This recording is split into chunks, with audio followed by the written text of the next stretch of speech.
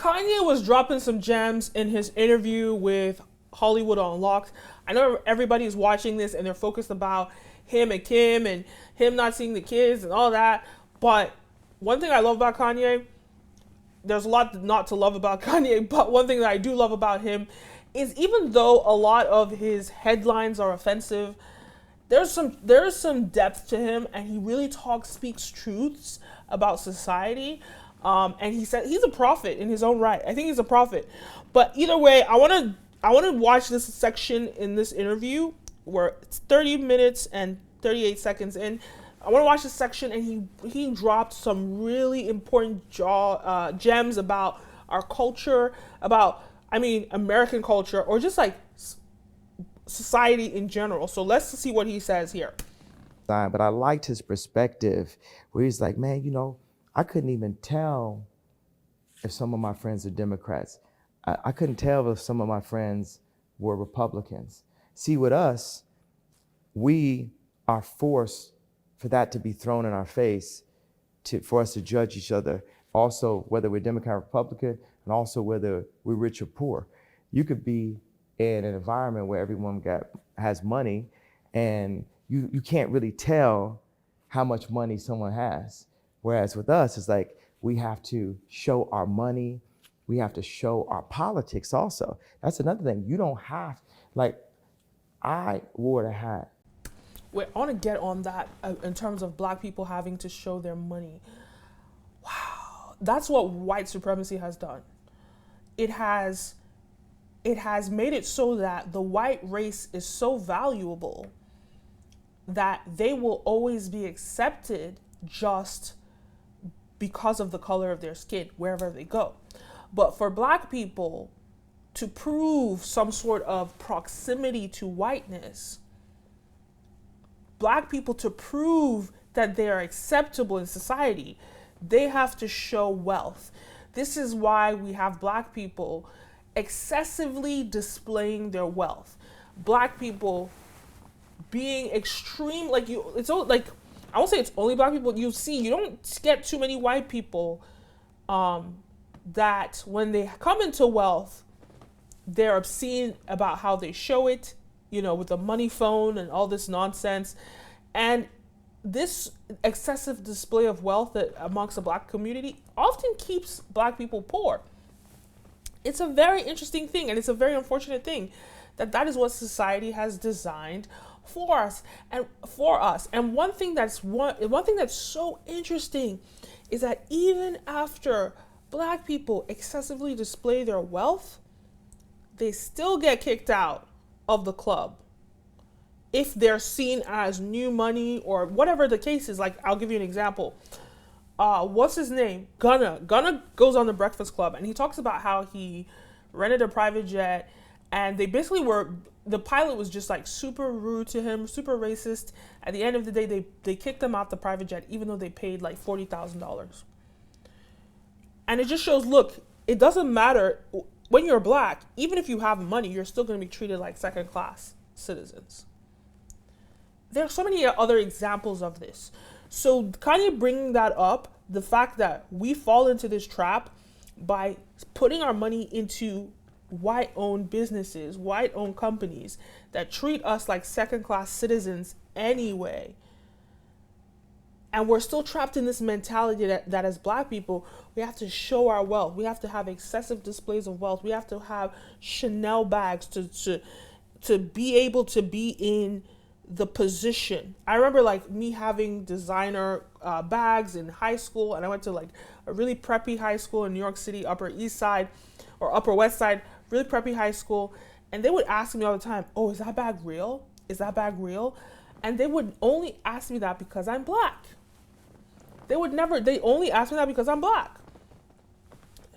So for me, it's so unfortunate. Instead of us, putting money into these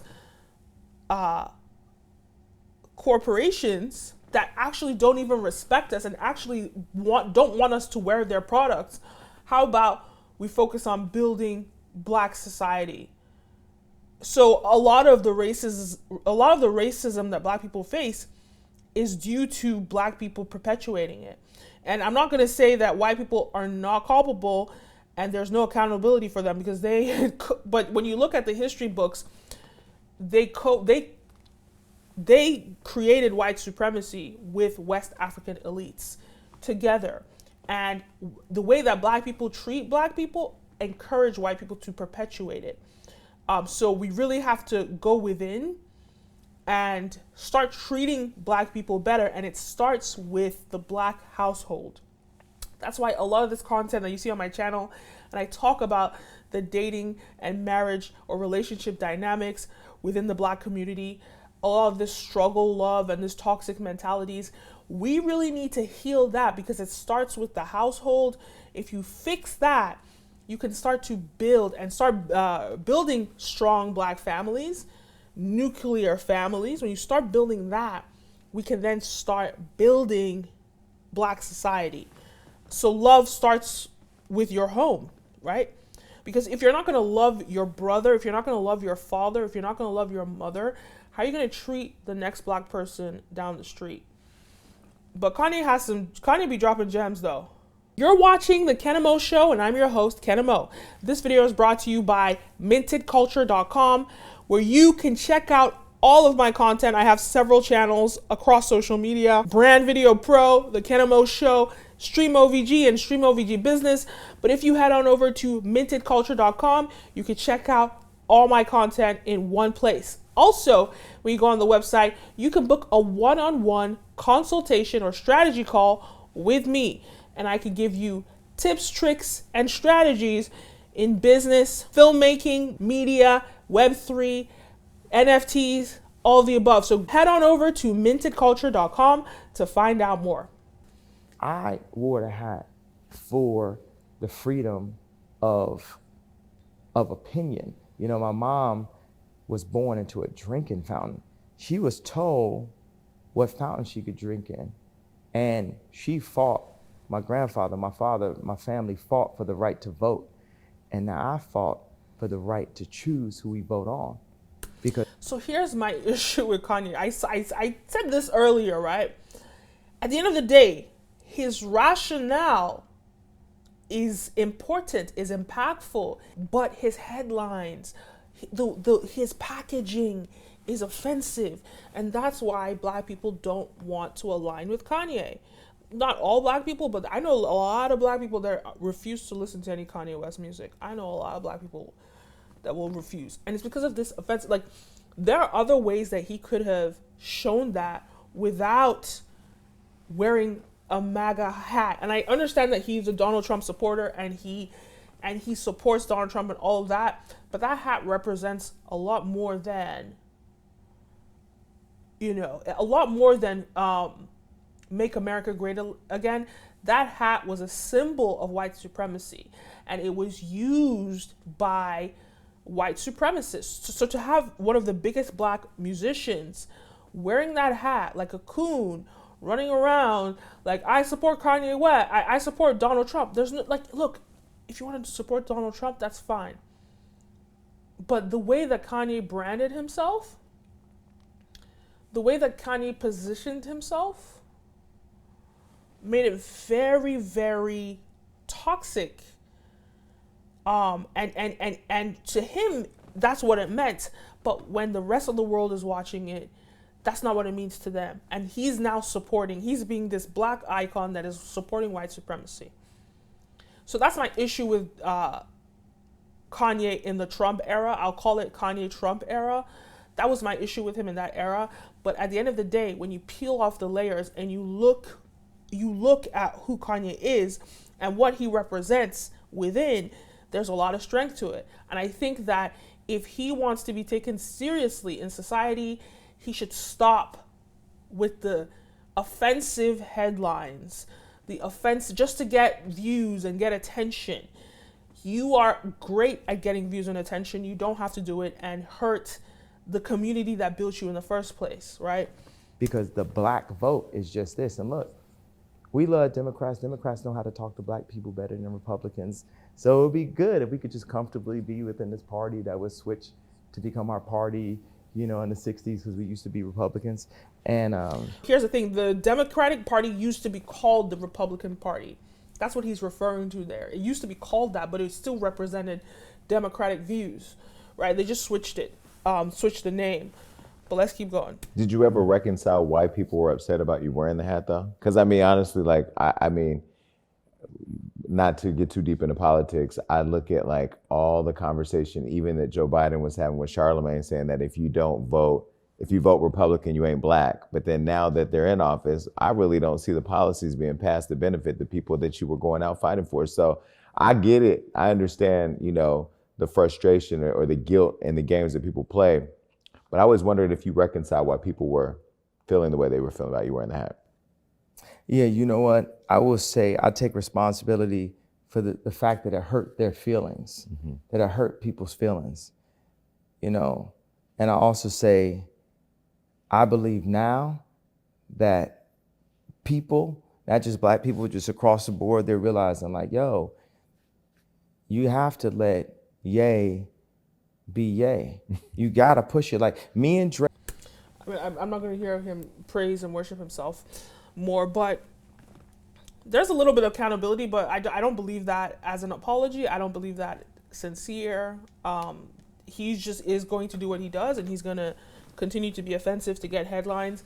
It's unfortunate that he has to do it that way, and because of that, he's never going to be what he claims that he is. He's only going to be respected as an artist. I know in this interview that he referred to himself as a future president, which is just not, I mean, I'm never going to tell somebody they'll never do something, but I don't know, maybe if he matures in like 10 years, maybe society will relook at him as an option. But I think he's always going to be respected as a musical talent, as a musical great, and as an artistic great and talent.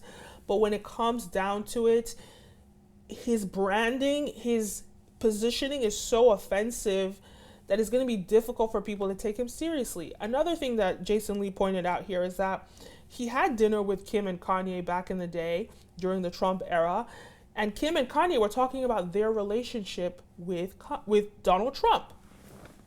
The difference is, why do people not hate Kim Kardashian for Donald Trump when she obviously had a good relationship with Donald Trump? And it stems from the fact that Kim did not brand herself or align her brand with Donald Trump. She wasn't wearing a MAGA hat. She wasn't doing things that were stupid, so Kanye did it for attention, and Kim distanced herself from Kanye when he was doing those things. Very strategically, because it wasn't aligned with her brand, because her brand, she understands the impact of her brand and what she represents, and how she is not in control of public perception of her brand. So it doesn't help if she goes and supports Donald Trump.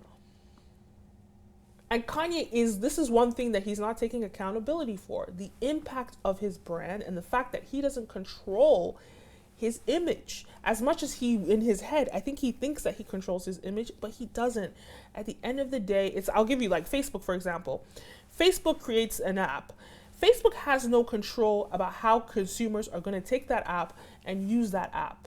That's why we have Cambridge Analytica, or we have people using Facebook as a tool for terrorism. Facebook didn't create the app for people to use it for terrorism, but that is what's happening. So Kanye does not get to control how people perceive his image, and he doesn't control how people perceive the MAGA image. So him aligning himself with the MAGA image, especially as a black man, has very detrimental implications to black people. And Kim was smart enough to disassociate herself, not just from Donald Trump, but also from her husband when he aligned himself with Donald Trump. And nobody hates her for it. I could keep going on about that, but those are my thoughts on this Kanye video. Very interesting points that he did make. Identity politics is a big thing that's happening in society. People are now using race as a tool to position politics, but there are now black Republicans that are running for office. So it's going to be interesting to see, because I don't believe that politics should be divided by race. I think that there should be representation on both fronts. That way, there's enough room for inclusivity on both fronts, and also we can see an evolution of ideas on both sides. Because if everybody in the Republican Party is white, then that's going to be a problem. Then we're going to have difficulty creating more understanding. So if we have more black people in the Republican Party, really talking about what the issues that black people have or minorities in general, I really do believe that it does help. And at the end of the day, as humans, we are not a monolith. We do not all think the same. We do not all do the same things. We are all different. And I think there should be proper representation in the political parties of different races, cultures, etc. So I do agree with Kanye on that front. If he didn't see Hillary Clinton as an option for him, he should absolutely not vote for her. That is his prerogative to vote for who he wants to vote for. And I think all black people should not be pushed to vote for the Democratic Party. Even though I'm a Democrat, I'm going to vote for the Democratic Party. But I'll say this, if I see a good Republican offering, I'm not going to be against looking at him. And I think that we should have freedom of thought and freedom of opinion. And that's what America was built on. And this idea that social media tries to bully people to believe this or to believe that, or to hide what they believe, or hide their beliefs or cancel them for their beliefs, I do not agree with bigotry. And I find that it's always the liberals, like the super, super liberals, that want to now turn into what we hate Republicans for doing. And I look, hey, freedom of thought, freedom of speech, freedom of ideas, I always stand for that. So I appreciate Kanye, but I think that he needs to be a little bit more culpable and a little understand more that his image is bigger than what he thinks it is, and not abuse the gift that he was given, which is fame, power, and money, and all of these things that he has. He can really be an ally for black people, to really fight for black people, and to do it in a way that will actually help black people, not make us look like coons. But that's a long conversation. Anyway, those are my thoughts. Let me know your thoughts. Leave a comment down below. Do you agree with me? Do you disagree? What are your thoughts? Don't forget to like, follow, subscribe, all the above. You're watching The Kenim O Show, and I'm your host, Kenim O.